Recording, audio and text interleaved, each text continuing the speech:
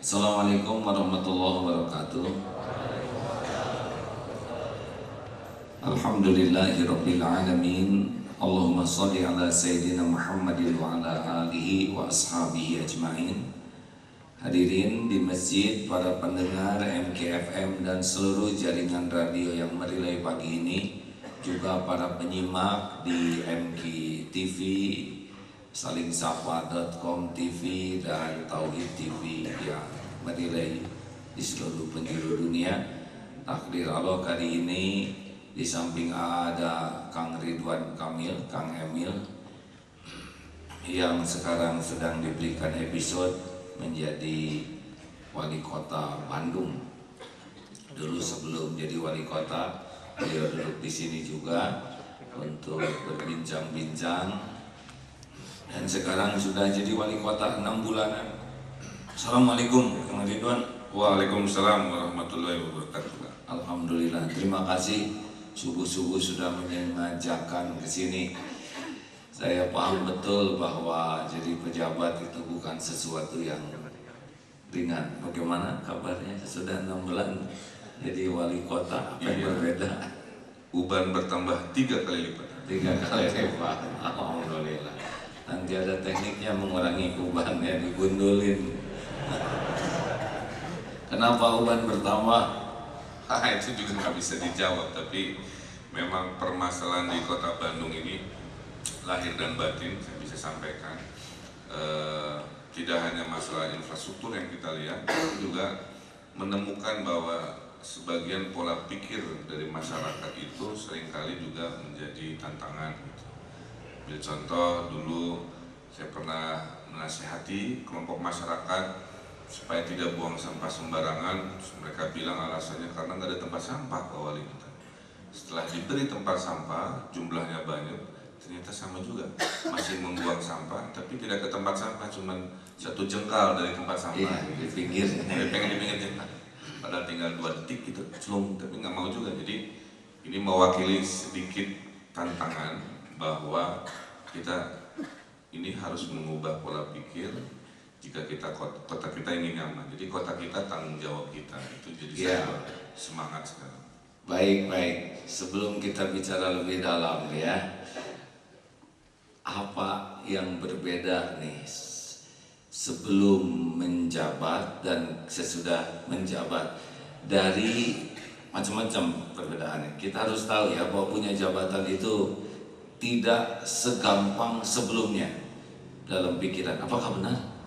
Betul, jadi karena urusannya begitu banyak, waktu kerja jam normal ini nggak mencukupi ya untuk mengkoordinasikan urusan.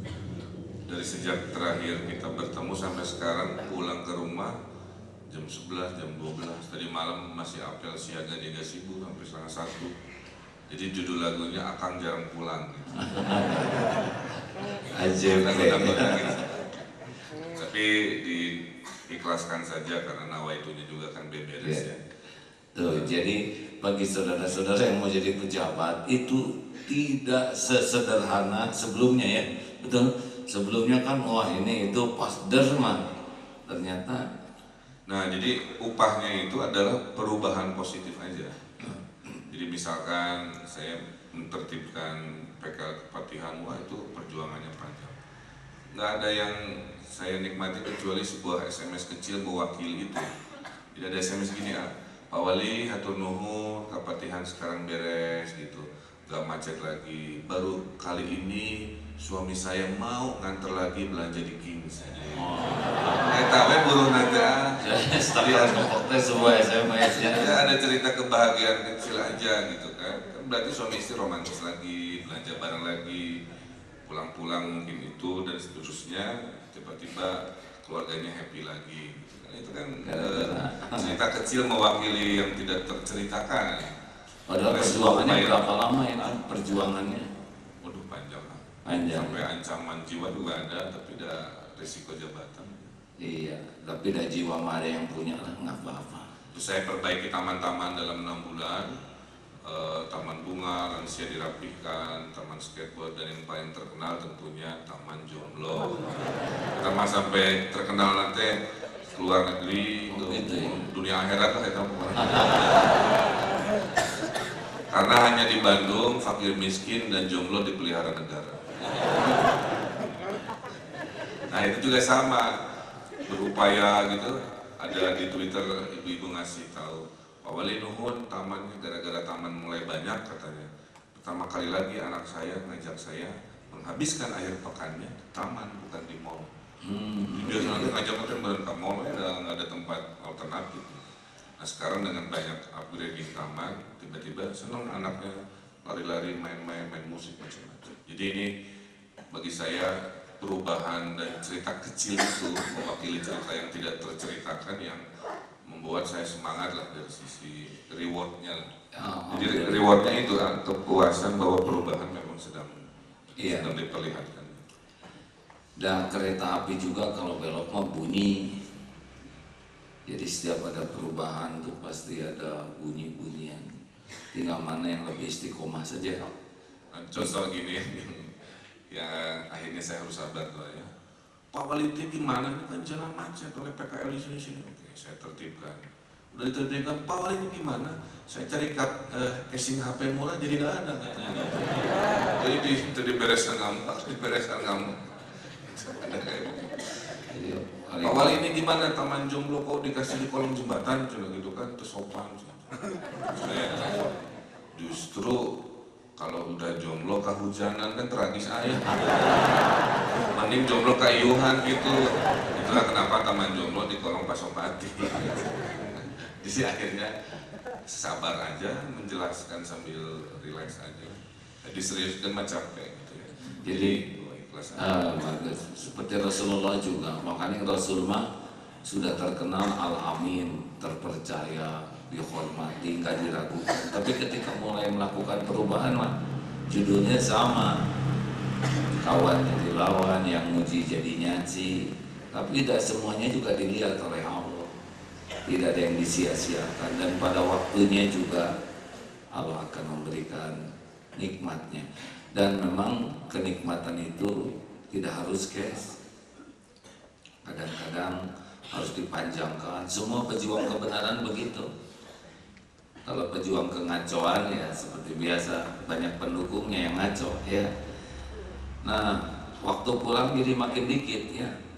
Ya yang sedikit menyesuaikan waktu keluarga ya. Jadi paling waktu berkualitasnya maksimal hanya 4 jam seminggu. Jadi kayak nanti ini hari Minggu kan ya, nanti dari lohor sampai maghrib itu aja boleh di blok gitu ya. Presiden nelfon kan mau ditarik kasar tambah karena nggak ada waktu lagi, karena saya masih punya anak-anak kecil yang ya butuh kasih sayang ayahnya lah gitu. Jadi yang lucu tuh gini, kan saya mah biasa naik sepeda sebelum jadi wali kota. Jadi wali kota juga bersepeda. Sebelum jadi wali kota Twitteran ada sosial media dari dulu. Setelah jadi wali kota juga begitu. Jalan-jalan sama anak juga begitu. Jadi ternyata oleh sebagian orang dianggap aneh gitu. Cina wali kota sesapedahan, tidak diabring-abring oleh rombongan awal yang gimana gitu kan. Kenapa Cina sok Twitteran? Emang nggak ada kerjaan dan seterusnya gitu ya. Padahal semua kan ada posnya masing-masing. Jadi saya harus mengubah pola manajemen itu. Satu, menceritakan bahwa pemimpin itu ya nggak ada bedanya dengan orang-orang. Tidak harus setelah jadi wali kota saya jaim ya, jaga jarak. Termasuk cara berkomunikasi. Jadi berkomunikasi ini kan daripada ketok pintu daftar gula terus lama, kan bisa menyapa dengan sosial media gitu. Tapi itu lagi orang kita, pada saat komunikasi dibuka segala ditumpahkan. Dari nanya ini kenapa KTP nggak jadi-jadi, sampai ada nanya Pak Wali jadwal damri mana? Saya lagi nonton damri dalam hati. Sampai nanya Pak Wali Taman Sari lo bajuri pang beres itu. Ada lagi Pak Wali, saya lihat bencong bulunya panjang-panjang, tolong dirazia gua batu. Jadi saya lupa dari yang normal sampai abnormal komplit. Yang berat mah aman jadi loba juri. Jadi saya nanti mau bikin unit Satpol PP khusus pemburuan. Ghostbuster ya. Lalu respon anak dan istri gimana? Nah, yang ternyata juga tidak diduga, istri wali kota itu punya jabatan otomatis. Jadi sekarang istri saya mengetuai lebih dari 12 organisasi. Sehingga sama sibuknya. Oh gitu ya. Jadi sama, teteh juga jarang pulang. Jadi akan jarang pulang. Nah, kita komunikasi berkualitas aja, tidak selalu dari sisi pertemuan, tapi juga di waktu yang mepet-mepet, tapi bisa banyak hal dilakukan. Utamanya mah ke anak aja, tapi itu mah pengorbanannya dan anak-anak juga udah mengerti. Gini ada rumusnya, mau tahu? Siap. Berapa anaknya? 2 juga. 2? Sama dong, saya juga 1, 11. 11. Jadi ya, ini masuk rahasia ini aja ya, rahasia perusahaan.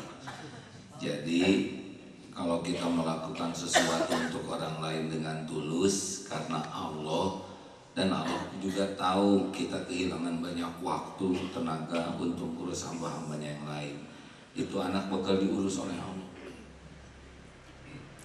Allah nanti yang melembutkan hatinya, Allah memberikan kawan yang baik, memberikan pemahaman. Justru sekarang lebih merasa anak-anak jauh lebih baik sekarang dibanding zaman selebritis dulu ya. Zaman sibuk kesana sini yang gak jelas, karena dulu mungkin niatnya banyak salah, jadi hasilnya juga banyak yang ruwet. Tapi ketika belajar memperbaiki niat, ya Allah, memang episodenya saya ditakdirkan begini, saya terima. Mudah-mudahan ini membuat engkau ridho, ada manfaatnya bagi orang banyak. Dan Allah tahu kita kehilangan banyak sekali waktu dengan anak-anak. Alhamdulillah, rasa-rasanya mah anak-anak itu jauh lebih baik. Anu apal Quran jadi apal, anu pinter jadi pinter, akhlak jadi makin bagus. Jadi jangan risau kalau kita berjuang, ada Allah yang ngurus ya. Dan saya sampaikan ke anak-anak saya juga, pokoknya mah jangan ada bedanya. Saya bilang bapaknya wali kota gitu kan, kamu mah sekolah biasa aja, bedanya bapaknya lebih sibuk gitu. Dulu ngurus perusahaan sendiri, sekarang ngurus 2,6 juta orang gitu. Jadi ya mereka akhirnya juga tidak ada bedanya. Jadi saya didik juga biar Benar. Normal-normal saja gitu ya, tidak ada yang berlebihan. Ya karena itu bisa merusak anak-anak kalau anak-anak tidak siap, terus anak-anak jadi ikut nebeng keren gitu ya, mereka akan susah sendiri nantinya. Bagus tentang satu keluarga udah. Sekarang tentang kawan-kawan nih, kan udah wali kota mah beda kawan-kawannya ya.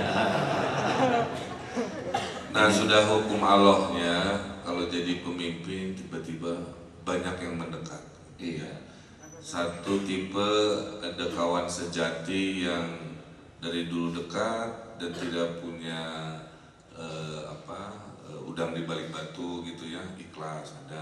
Ada juga yang tiba-tiba merapat baik tapi gitu ya, tapi kelihatannya punya mau gitu, tiba-tiba bager.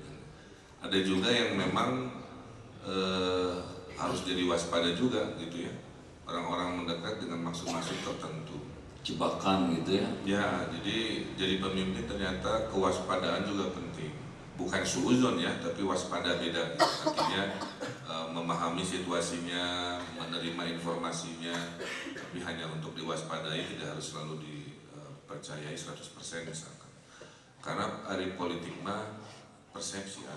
Jadi saya tengok kanan, cenah artinya maksudnya baeud merenya gitu. Jadi tersebar awali baeud padahal mah saya pakai baju biru kiri sangka naon gitu.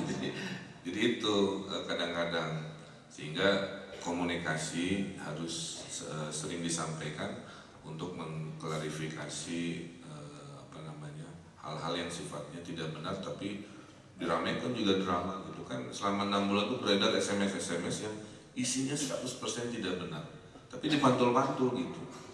Kuda, jadi kuda jadi kuya gitu. kan sudah jadi sehingga pertemanan ini menjadi penting karena saya tahu akhirnya mana-mana yang dari awal juga berjuang sama-sama dan setelah berjuang gak minta apa-apa, itu yang paling luar biasa dan saya bersyukur ada lingkaran itu. Berapa usia sekarang? Alhamdulillah 42. 42. Sama ya, kita kembar memang ya, hanya beda 10 tahun. Mudah-mudahan pengalaman ini ada manfaatnya ya. Akan juga pernah diuji oleh Allah dengan luar biasa banyaknya teman waktu itu, terutama menjelang pemilu ya. Dulu kalau mau pemilu ini para capres sumping ke haki teh gitu. Sekarang mah saralian ya. Sangka berguru kalau sekarang bahaya.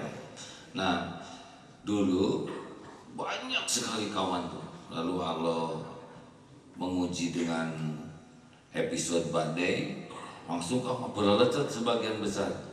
Yang tersisa sahabat sejati. Dan memang nikmatnya bersahabat dengan yang tanpa pamrih itu enak sekali. Tapi nggak bisa dipungkiri memang episodenya begitu. Imam Ali kan pernah mengatakan, pernah ditanya, ya Amirul Mukminin siapa sahabatmu? Wah, saya tidak tahu. Bagaimana mungkin kau tidak tahu sahabat sejati? Karena dunia masih di tangan saya.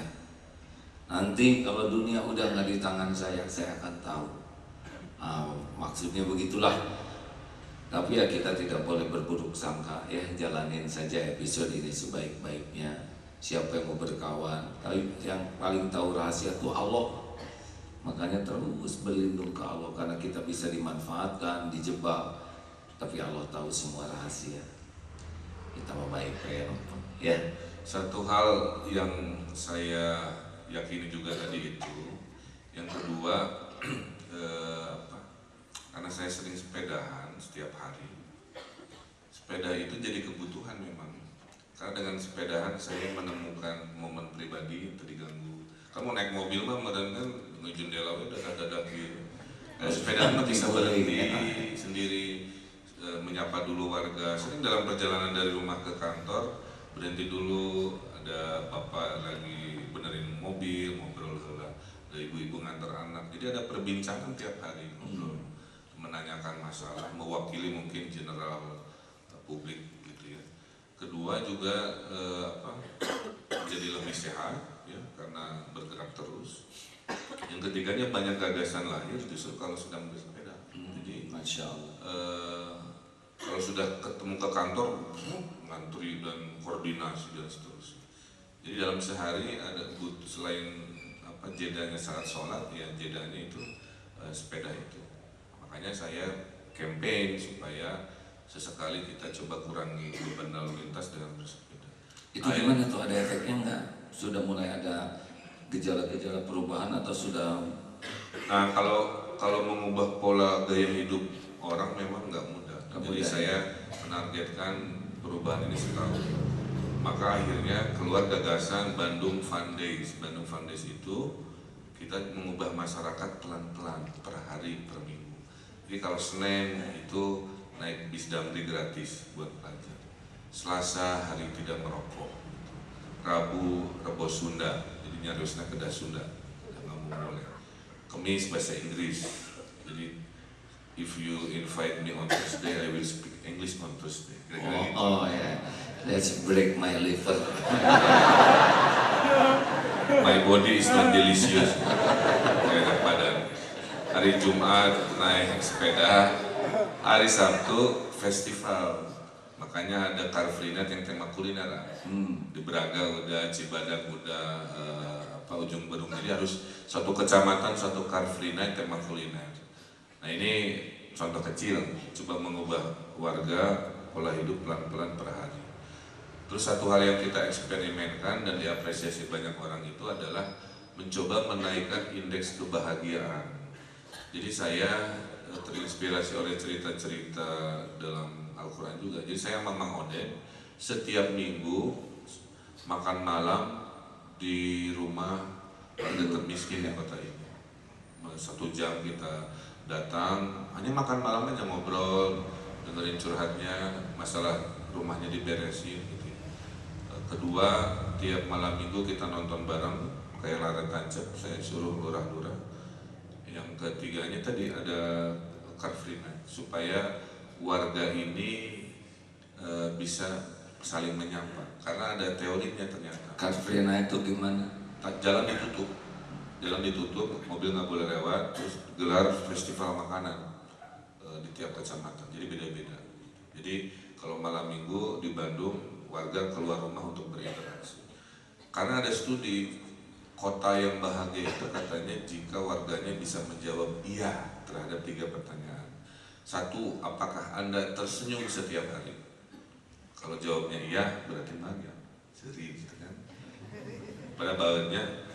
Kedua, apakah Anda disapa oleh teman Anda setiap hari? Kalau jawab iya, berarti Anda tipe kelompok orang bahagia. Ketiga, apakah Anda menemukan hal-hal baru setiap hari? Nah, dari survei ini 150 negara, Singapura yang kita anggap kaya raya rankingnya 140. Jadi orang Singapura tuh benghar kota maju tapi warganya nggak sebahagia yang kita duga. Orang Indonesia rankingnya lumayan 19. Jadi kan lihat istri bahagia, lihat slip gaji sedih lagi. Jadi merek itu.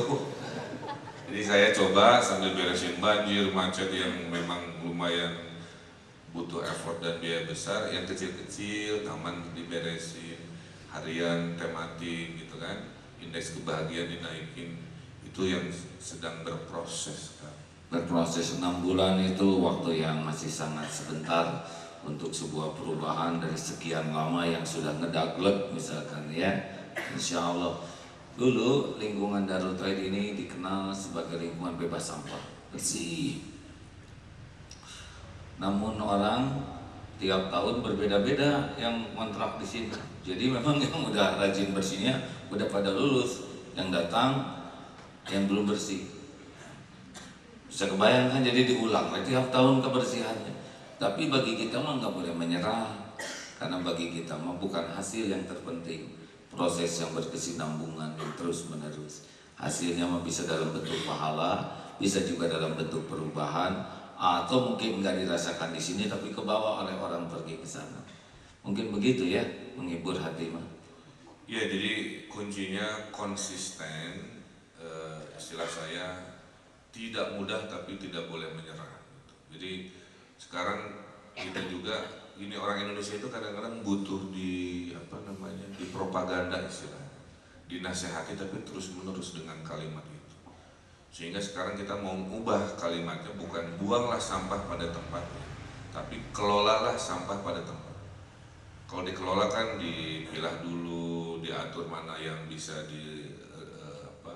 reduce, recycle, baru sisanya jadi kompos dan seterusnya, sehingga tidak selalu buang-buang. Kalau buang-buang hanya memindahkan masalah, tapi dengan kalimat kelolalah sampah pada tempatnya mungkin mengubah gaya hidup. Ini kita akan terus propaganda.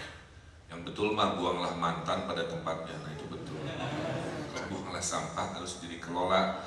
Atau boleh yang itu untuk keluarga, tapi kalau untuk perorangan boleh juga nih disosialisasikan TSP. T-nya apa? TSP. Tahan buang sampah sembarangan. S-nya apa? Simpan sampah. P-nya pungut sampah adalah sedekah. Tahan, simpan. Ya, TSP, tahan. Jadi kalau punya sampah tahan. Tradisinya tuh jangan sampai dibuang. Kemudian ketemu simpan sampah pada tempatnya. Kalau nggak ada tempat sampah, saku ini tempatnya. Kalau lihat sampah, pungut. Kalau 1.000.000 orang nahan buang sampah, 1.000.000 sampah nggak ada di Bandung ini, benar? Kalau 1.000.000 orang menyimpan sampah pada tempatnya, tidak ada yang sembarangan. Dan 1.000.000 orang mau ngambil 1 sampah aja sebagai sedekah, 1.000.000 sampah itu beres. Tadinya saya mau TSM. TSM apa? Tahan, simpan, makan. Bersih ya.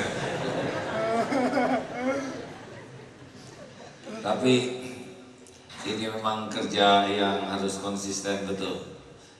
Jadi harus diberitahu supaya tahu, diajarin supaya paham, dan dilatih supaya bisa.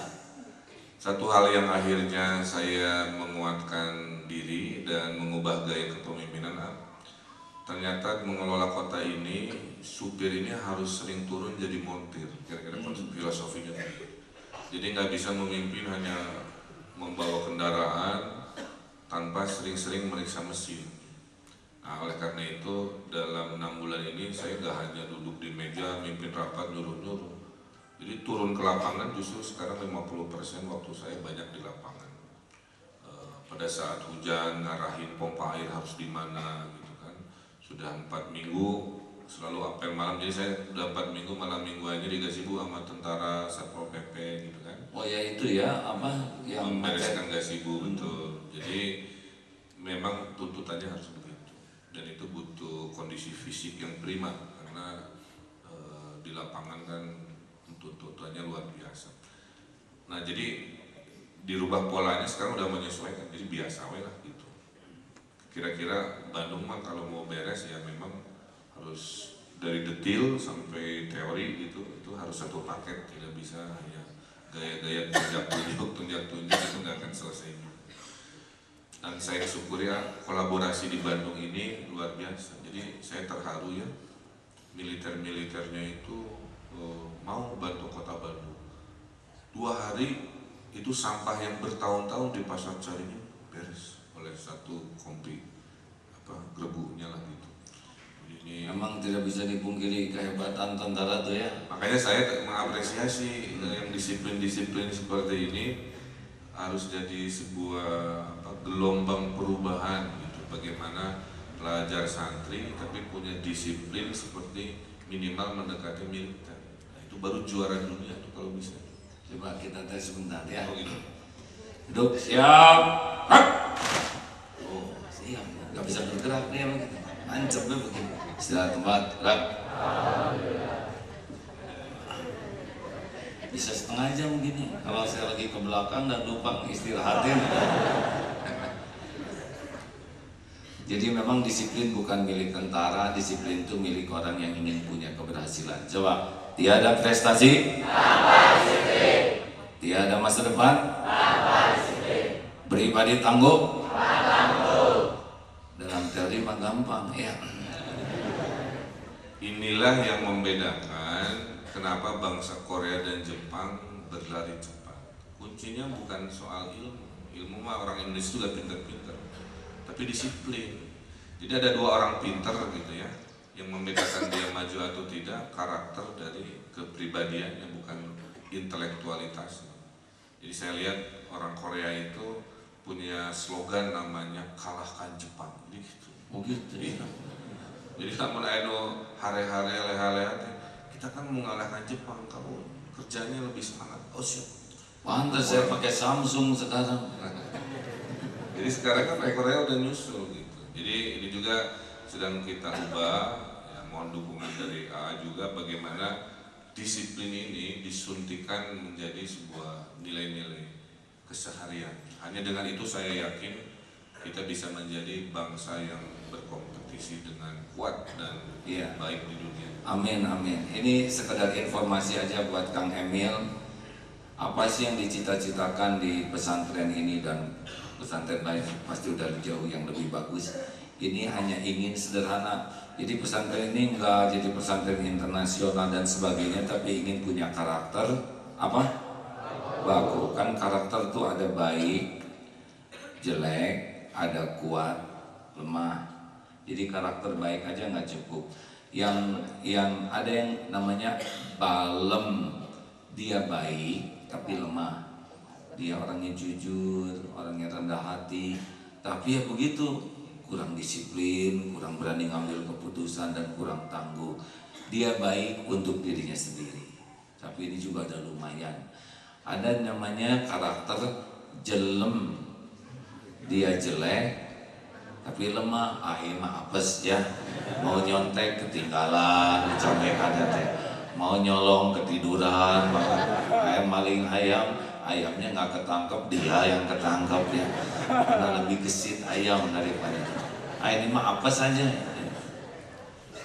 Ada juga karakter jeku, jelek dan kuat. Nah ini para koruptor, para penjahat di sini dia teh ngaco kan berani dan tangguh lagi, pantang mengeluh, rangsek terus dan disiplin di dalam mencapai cita-cita ngaconya. Nah Indonesia rusak oleh yang ceku, gajah lemah nggak bisa apa-apa. Nah kita ingin punya karakter baku, baik dan kuat. Baik bagus tapi tidak cukup. Baik apa saja yang paling penting? Ikhlas. Jadi kalau nggak pakai ikhlas capek hidup ini. Yang kedua, jujur terpercaya. Pokoknya mah jujur selamat, jujur selamat. Itu udah jaminan ya. Yang ketiga, tawadu. Karena kalau sudah sombong pasti banyak musuhnya, nggak akan bisa kerjasama. Hanya orang yang tawadu yang akan kuat. Seperti pohon yang akarnya menghujam ke tanah, itu akan kuat dihempas badai. Tapi kalau udah di atas, roboh dia. 3 karakter baik fondasinya: ikhlas, jujur, tawadu. Karakter kuatnya apa yang pertama? Berani. Berani itu bukan masalah gelut, tetapi masalah ngambil keputusan yang Allah sukai. Kayak tahajud, itu kan perlu keberanian. Tahajud jangan, tahajud jangan. Bangun, setan kalah, betul tidak? Ke masjid jangan, ke masjid jangan, ke masjid. Setiap langkah menggugurkan dosa. Di jalan bisa silaturahim. Sekali sholat subuh sepanjang malam dianggap sholat sunat. Terus menerus. Itu perlu keberanian. Ada sampah, pungut jangan, pungut jangan. Pemberani gimana? Oh begitulah. Jadi setiap saat kita ngambil keputusan, dan keputusannya yang Allah sukai pasti sukses dalam pandangan Allah ya. Karakter kuat yang kedua apa? Mana suaranya apa? Ulangi. Yang kedua disiplin. Jadi disiplin itu sudah berani kan? Karena kalau nggak berani, dijaga keberaniannya dengan disiplin. Orang yang disiplin pasti akan kuat. Karena dalilnya begini: al-mu'minu qawiyyu khairun wa habbu ilallah minal mu'mini dha'if. Mukmin yang kuat lebih baik dan lebih disukai Allah dibanding mukmin yang lemah. Walaupun pada keduanya ada kebaikan. Kalau udah mukmin pasti baik, tapi yang kuat itu lebih disukai Allah. Dan tidak ada kekuatan kecuali dengan disiplin. Sok yang kuat hafalannya pasti disiplin bacanya, benar? Yang kuat badannya diantaranya disiplin olahraganya. Yang tidak mencret disiplin jaga perutnya. Yang ketiga apa? Ulangi suaranya mana? Yang ketiga tangguh. Pribadi tangguh. Nah, jadi kalau sudah mulai banyak mengeluh, tidak menyelesaikan apa-apa. Karena hidup ini memang seperti ini yang harus dihadapi. Nah, supaya pribadi tangguh, itu kuncinya adalah cita-citanya harus tinggi. Orang-orang yang mau naik puncak Mount Everest, dia tidak akan mengeluh dengan dingin, karena dia tahu untuk mencapai cita-cita naik ke puncak gunung salju pasti dingin, benar? Nah, orang yang banyak mengeluh itu orang yang dangkal cita-citanya. Makanya Kang Emin ingin Bandung juara, dijamin tidak akan mengeluh, ya kan? Iya. Karena sudah resiko, salah sendiri mau jadi wali kota, kasaran begitu ya. Jadi saya menyemangati juga begitu tiap pagi sebelum ke kantor, sebelum bersepeda, ngaca heula sambil ngaca, menyemangati sih gak ngobrol gitu untuk gelotnya. Tapi intinya saling menguatkan bahwa nawa itu saya setiap hari ya membereskan urusan-urusan Bandung lah gitu. Dan mudah-mudahan dengan keikhlasan itu meringankan gitu. Karena kalau dipikirin semua nama, waduh, saya hitung-hitung saya ini harus membereskan lebih dari 300 urusan. 300 urusan. Tapi boleh saya sampaikan dalam 6 bulan sudah 10 sampai 12 urusan sudah bergerak. Jadi kalau anak simpulnya ya, kalau anak tangga mah ada 300 menuju puncak tulisan Bandung juara, saya sudah menapaki 12 anak tangga. Jadi masih ada 200-an lebih yang dikereya cicil. Maka ada yang tanya, suka ada, Pak Wali kumaha capek itu ngurus Bandung? Saya jawab teh, riweuh tapi udah nyaah. Kalau dengan cinta mah riweuh dan resep deh. Dengan cinta, dengan manajemen sayang gitu ya dikereya aja gitu. Jadi insya Allah ini ada sedikit tambahan. Kalau bata numpuk banyak nih bata, dan harus pindahkan. Jangan lihat numpuknya, bikin nyelek di sini. Lihat bata terdekat dan mulai pindahkan. Gak usah banyak ngomong, tos weh. Aneh nanti bata ini pindah. Sekarang dilihat malah neken. Sama dalam dakwah juga, kita harus mempersatukan umat Islam sedunia. Ahli warabi. Tos weh, ya malah biasa ya. Apa yang bisa diangkut lah, nah, nanti juga Allah nolong. Begitulah. Terakhir pertanyaan, ada yang sebel nggak sama wali kota? Ada yang sebel tidak? Nah, kalau sebel tidaknya tidak bisa tahu, tapi pasti ada, karena banyak juga yang sebelnya itu bukan karena personalitas, tapi karena jabatannya saja. Ada minta tidak bisa dikasih karena memang nggak bisa. Jadi ya itu saya terima juga. Karena selalu ada resikonya kan, seperti pindahkan PKL. Ada yang seneng, ada yang tidak seneng. Banyak yang tidak suka juga. Jadi ada yang tidak suka. Banyak. Jadi itu sebuah risiko yang harus saya terima dengan ikhlas juga, bahwa untuk menuju ketertiban, kenyamanan, ternyata banyak orang yang terbiasa di dalam kenyamanan yang melanggar aturan. Itu banyak sekali. Jadi di Bandung ini dari yang di kelas jalanan sampai yang kelas atas banyak pelanggaran yang sedang kita bereskan. Saya ingin menyampaikan, misalkan reklame sekarang lagi ditertibkan, yang berizin 6.000, yang tidak berizin 7.000 itu di Bandung. Kemudian tahun ini kita akan reformasi pendidikan, tidak boleh lagi ada suap masuk sekolah gitu ya. Jadi sekarang penerimaan siswa kita tarik ke pusat, dibantu oleh polisi, militer, jaksa, supaya tidak ada ruang suap menyuap. Itu sedang kita lakukan juga. Jadi itu banyak ketidaksukaan. Iya. Rata-rata justru orang-orang yang memang terbiasa menikmati rezeki dari yang tidak halal. Jadi diterima aja risiko.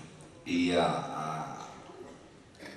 Jadi cara menghadapinya, mau tahu pengalaman menghadapi orang-orang yang nggak suka. Gini, Nabi aja yang mulia ada yang menghina. Masa kita yang hina asli nggak ada yang menghina gitu? Siap. Ya. Nabi aja yang begitu baiknya ada yang sebel. Masa kita yang nyebelin asli nggak ada yang sebel ke kita? Terus ini ada rahasia kan, nanti bakal ada omongan yang fitnah dan sebagainya.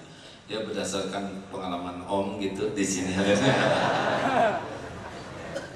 Mau tahu rahasianya? Ada yang ngadepin penghinaan, fitnah yang keras, konsisten, terus menerus. Mau tahu? Mana suaranya? Mau tahu? Ya, jawab ini ya. Mungkin Kang Emil nanti suatu saat diberi amanah lebih, akan lebih keras lagi badainya. Ini rumusnya, karena Om atas nyobian ya. Siapa yang menciptakan kita? Siapa yang menghidupkan kita? Siapa yang menjamin rezeki kita? Siapa yang nutupin aib-aib kita? Siapa yang bisa ngasih pahala? Siapa yang bisa ngangkat derajat kita? Siapa yang bisa melindungi dari balawal musibah? Siapa yang bisa ngasih husnul khotimah? Siapa yang punya surga? Nah, kalau semua karunia hanya milik Allah, mau ngapain capek-capek mikirin mulut orang? Lempeng weh. Mulut orang mah nggak ada yang bahaya bagi kita. Yang bahaya mah mulut kita sendiri. Dihina orang mah nggak bahaya sama sekali. Yang bahaya tuh kehinaan kelakuan kita. Silahkan orang mau ngapain aja, nggak akan ketukar takdir kita. Apa yang Allah tetapkan untuk kita pasti kejadian. Kalau kita baik, balasan Allah kebaikan. Kalaupun kita suatu saat harus terluka dan terbunuh, pasti itu baik bagi orang yang berbuat baik. Gitu kan, singkiat ya. Ada baju besi di sana mau pakai. Ya alhamdulillah takdirnya kita sudah ditakdirkan barengan gini, pasti ada rahasia Allah. Ya, ini kami warga Bandung khususnya siap. Sekarang Amu tanya boleh ke Mr. Kosim, mana? Ajungkan tangan. Boleh maju ke depan. Nah, kita kita tanya nih karena punya pengalaman khusus. Assalamualaikum Pak Qasim, ya silakan. Boleh dipinjam dulu mikrofonnya Kang? Nah ini. Siapa ini? Tadi Qasim sudah. Pak Qasim ini dari Hisana. Jadi Hisana tuh, ya Hisana ini outlet ayam goreng. Ada sekitar 320. Nah, kerjasama dengan Darut Tauhid, para karyawannya dilatih di sini. Hasil keuntungannya juga dipakai beasiswa. Bahkan yang di sini 40% keuntungan untuk membiayai pendidikan di sini. Nah, santrinya juga dikirim ke sini. Bahkan santri kita lah yang nanti akan mengisi outlet-outlet yang sedang dibuat. Jadi kerjasama dan tiap outletnya jadi dakwah. Di sana ada buku-buku dakwah, ada kaset, ada video yang nanti bisa diperoleh oleh masyarakat. Bagaimana Pak? Apa kabar ayam-ayam yang itu? Alhamdulillah baik. Kan pernah ada yang tersinggung, telepon ke ayam ada Pak. Aduh kun saya jeung hayam urang. Misalkan mau pesen ya, mengajakkan. Baik, bagaimana nih ikut latihan ini? Alhamdulillah banyak positif yang saya dapatkan dan kawan-kawan dari Hisana didapatkan dari pelajaran diberikan di Darut Tauhid ini. Ini 5 hari latihannya. 4 hari yang full 4 hari, yang kelima hari ini. Apa yang paling dirasakan perubahan yang didapat? Yang paling dirasakan itu adalah introspeksi diri, sadar diri bahwa kita itu sangat-sangat banyak kekurangan, tidak lupa bersyukur. Jadi intinya adalah makin sadar kesalahan yang selama ini dilakukan. Iya betul. Dan sekarang punya tekad baru sesudah ini. Insya Allah. Apa tekadnya diantaranya? Merubah segalanya yang kekurangan sebelumnya. Misalnya merokok. Sekarang bertekad berhenti. Insya Allah bertekad berhenti merokok. Karena rokok itu satu racun. Jadi sadar sekarang ya. Iya sadar. Sekarang sadar, besok? Insya Allah selanjutnya sadar. Baik. Pulang dari sini ayam-ayamnya juga lebih soleh. Jadi pentingkah bagi seorang pedagang, penunggu kios seperti itu untuk ikut latihan seperti ini? Sangat penting. Kenapa menjadi sangat penting? Karena di dalam kios itu nggak ada pelajaran seperti di sini. Oh iya, Pasti. Di dalam kios yang ada pelajaran cuman hanya satu mengaduk ayam dan menggoreng ayam, yang ketiga melayani konsumen. Tapi kalau dengan pelatihan jadi tahu ini bisa jadi ibadah ya. Iya, begitu. Baik, terima kasih Pak Qasim. Ya nuhun, alhamdulillah. Ya ini baru turun dari hutan pada di gunung ya. Memang tidak disangka pasti teman-teman udah dilatih baris berbaris masuk hutan, solo bivak, penyeberangan bahasa ini sudah dilatih di situ Lembang nih. Oke, jadi secara fisik sudah prima lah ya. Mudah-mudahan ya. Tapi yang menarik dari Hisana ini kemarin para pimpinannya dulu, kemudian baru karyawannya. Nanti grup yang keempat ya, semua pimpinannya akan dilatih yang persis sama dengan dilatih karyawannya. Nah ini sinergi seperti ini menjadi penting nih. Betul, di Pemkot juga sekarang kita sedang meningkatkan daya saing dengan peningkatan kualitas personalitas tadi. Jadi ada pengajian rutin tiap hari Rabu juga sehingga biar imbang antara keseharian duniawi juga dengan ukhrawinya kita seimbangkan juga. Nah, mudah-mudahan dengan begitu ya tadi kualitas seperti santri-santri ini bisa jadi contoh juga. Boleh diajak ke sini dari Pemda-Pemda yang lain ke sini ya, ya. Program Nanti dimulai dari wali kotanya dulu ya. siap. Oh Pak, Kalau Bapak tanya, mereka suka sekali latihan ini outbound, tapi outboundnya tuh jauh lebih sampai ke flying camp, malam-malam pindah tenda, bikin bivak sendiri. Enggak ada yang nggak nangis, Pak. Pasti nangis ya. Sekeras apa benar? Tuh, yang taras sholat, ngewiwi malam tuh. Ya. Baik, kita tanya lagi. Mana? Nisa, mana ada Nisa dan Ariska yang SSG, acungkan tangan. Ya, boleh berikan mikrofonnya. Ini santri siap guna. Sudah berapa kali berlatih, Dek? 4 minggu ya. Total semua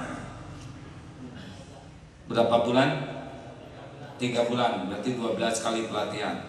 Siap guna itu artinya Santri siap untuk berguna di masyarakat.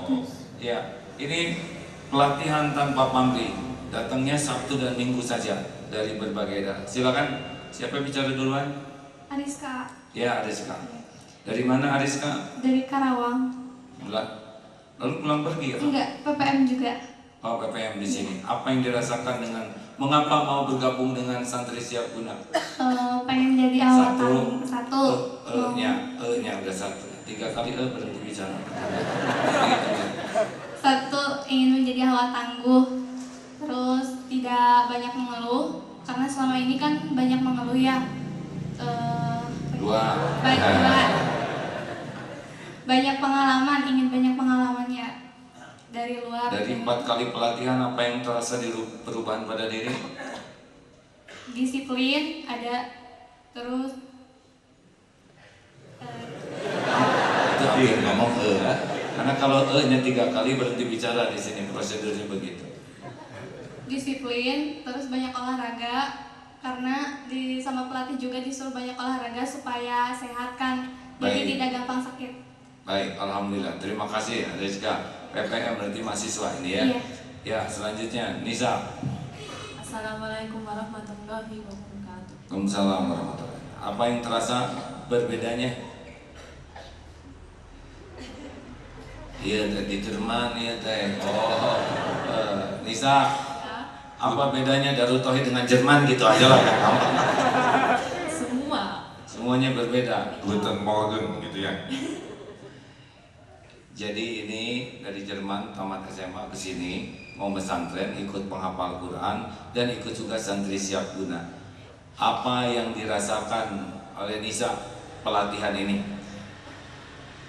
Yang saya rasa lucu.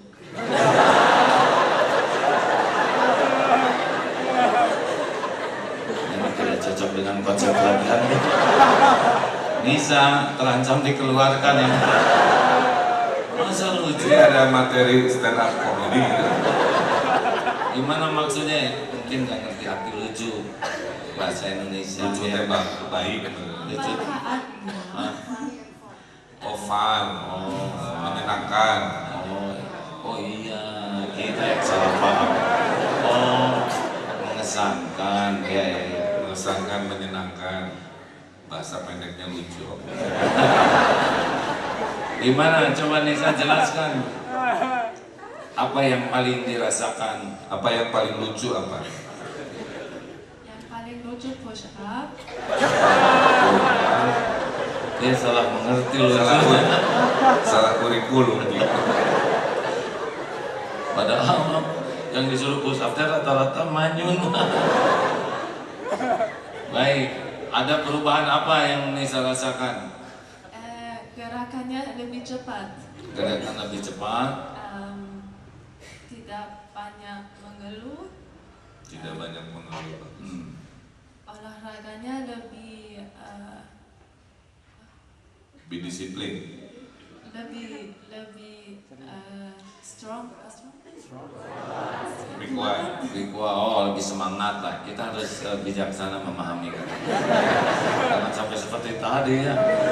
Niatnya baik, kita yang salah paham. Sama disiplin. Disiplin ya. Paling penting. Waktu Nisa sebelum ke sini latihan dengan waktu Nisa di sana di Hamburg, apa yang paling beda yang Nisa rasakan di hati Nisa tuh? Ibadah ibadah, ilmu, sama olahraga sama kerudung. Oke, ya, baik. Kadang tidak harus semuanya kita pahami, ya. Kita berusaha memahami. Terima kasih Nisa, ya. Alhamdulillah. Insya Allah adiknya juga katanya mau berangkat juga dari sana pada pesantren di sini. Baik, waktu kita hanya tinggal 4 menit. Kang Emil, ada pesan-pesan bagi warga masyarakat? Ya, jadi para pendengar, saya menghimbau lah, Bandung ini insya Allah sedang berprogres menuju kebaikan, menuju Bandung yang lebih nyaman. Tapi ini hanya masalah kecepatan. Kecepatannya bisa lambat, bisa cepat. Kalau dengan dukungan warganya disiplin, warganya jujur, tangguh, dan sebagainya, kecepatan perubahan itu akan hadir lebih cepat kira-kira seperti itu. Tanpa dukungan dari warga, saya kira perubahan ini lambat gerak. Maka ingat, kota kita ini tanggung jawab kita, bukan kota ini tanggung jawab Pak Ridwan Kamil saja. Nah, minimal dengan teori dari AA juga, dimulai dari diri sendiri, dimulai dari sekarang, dimulai dari hal-hal yang kecil. Nah, hal-hal kecil inilah yang akan berakumulasi menjadi hal-hal yang besar, kemudian berakumulasi dari diri sendiri menjadi kelompok, dan akhirnya menjadi dimulai dari sekarang menjadi sebuah gaya hidup baru. Mudah-mudahan begitu dengan cintai Bandung dengan solusi dan aksi. Jangan Cintai Bandung dengan solusi dan aksi. Dia mau nyaaka Bandung teh buktikan lah kira-kira begitu. Jangan hanya caci maki atau mengeluh ini itu tanpa kita bergerak melakukan perubahan.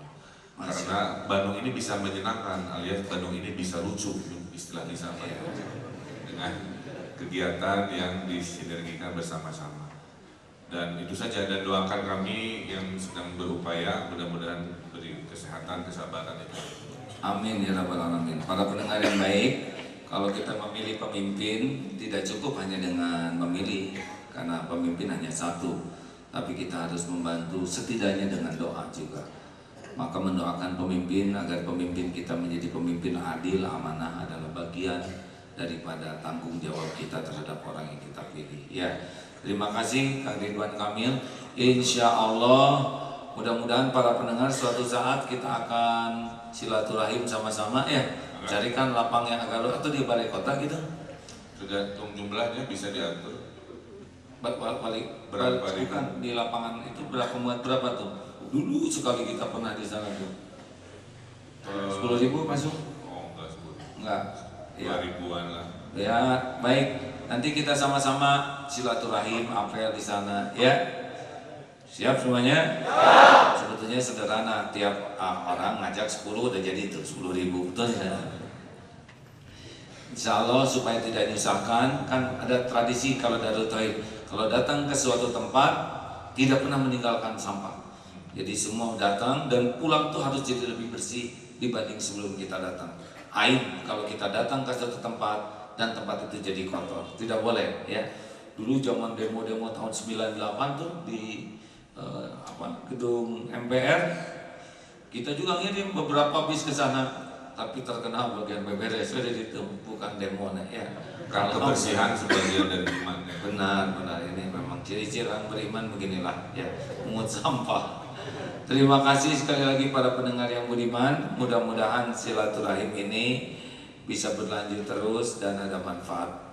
Alhamdulillah, kita akhiri dengan doa akhir majlis. Subhanakallahumma wa bihamdika asyhadu alla ilaha illa anta astaghfiruka wa atubu ilaik. Alhamdulillah, assalamualaikum warahmatullahi wabarakatuh.